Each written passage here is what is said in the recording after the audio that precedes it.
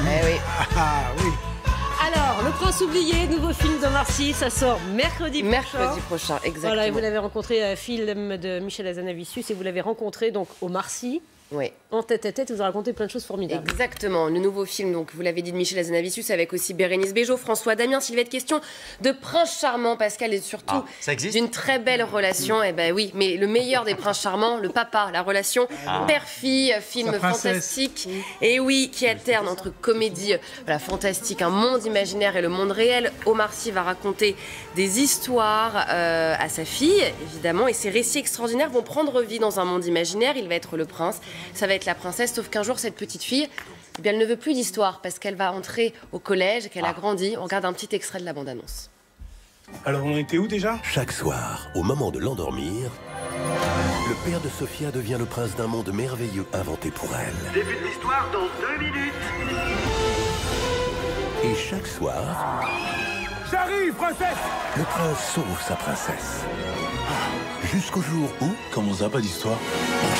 Papa, j'ai 11 ans. Je peux me les faire toute seule, mes histoires, maintenant. Tu comprends? C'est la fin, mon pote. Alors c'est quand même un pari pour le cinéma français aussi, ce genre de film, parce que c'est une comédie fantastique, c'est extrêmement rare. Alors Omar Sy, père de famille, évidemment, il nous a parlé de cette peur de voir grandir ses enfants. Alors, crise d'ado, mais il y a aussi dans la vie la crise des parents, et il nous en parle. Un bon papa, ça n'existe pas. Mais le film parle de ça, en fait, de comment on fait à ce moment-là, de cette crise d'adolescence qui, en fait, dont on parle beaucoup, dont on a beaucoup parlé. Mais en fait, la crise d'adolescence, c'est aussi la crise des parents, quoi. Et ce que j'aime dans ce film-là, c'est qu'on parle de ça, de cette crise de parents, de qu'est-ce qui se passe à l'intérieur du parent quand ça arrive. C'est juste le moment où l'enfant se détache. C'est les premières sensations qu'on a à cet âge-là, de l'enfant qui se détache. C'est les premiers trucs qui commencent à nous refuser. C'est les premiers refus, quoi. Qu'est-ce que ça veut dire? Les premiers... Je crois que ça doit parler à beaucoup de monde. Hein. Les premiers refus, en tout cas, il n'a pas dit non à Michel Hazanavicius, qui voulait absolument Omar Sy pour ce film. Alors... c'est très excitant de jouer à la fois un homme civil de la vie normale et un prince charmant. C'est ce qui a donné envie à Omar Sy aussi de faire ce film et de porter ces fameux collants, cette tenue de prince avec... Il nous explique à Julie Janus et à Marine Truchot, elles étaient avec moi quand nous l'avons rencontré, comment il a géré un petit peu tout ça. C'est vrai qu'en fait, le premier jour, on vous propose un costume comme celui du prince. Évidemment, il est chouette, mais on ne le voit pas chouette tout de suite. On se dit juste... merde, je vais porter des collants. Et on dit, Michel, t'es sûr? Enfin, on voit les couleurs et tout, t'es sûr, Michel? Il me dit, oui, fais-moi confiance, machin, un truc. Et à force, bon, on met ça tous les jours, quand même. J'ai mis ça pendant plusieurs semaines, tous les jours. Mais après, ça devient tes fringues. Tu fais même plus attention. On est bien dedans et puis après, on fait pas gaffe. Mais quand la scène est terminée, moi, j'avais un scooter électrique, enfin, une trottinette électrique, parce qu'on tournait à Brie, c'est assez grand. Donc, la scène était terminée. Je montais sur mon scoot. Enfin, bon, j'appelais ça mon scoot, mais c'est une trottinette électrique. Et je partais avec mon collant et ma cape. Et j'étais en normal. Et j'oubliais que j'étais habillé comme ça. J'ai gardé ni l'un ni l'autre. J'ai gardé ni l'un ni l'autre. Il a gardé ni l'un ni l'autre. En revanche, il a gardé son âme d'enfant et son émerveillement, Omar Sy, qu'il n'a jamais perdu. Évidemment, c'est pour ça qu'il fait ce métier et il nous en parle.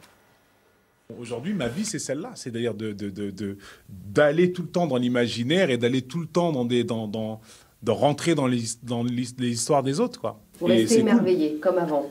Cette histoire de prince, par exemple, de princesse, de la fée. Mais il n'y a pas que les... Oui, bien sûr, déjà d'une, mais il n'y a pas que ces histoires-là. C'est-à-dire que les histoires, en général, sont... c'est pour moi fascinant, quoi. Juste d'aller dans l'imaginaire, tout simplement.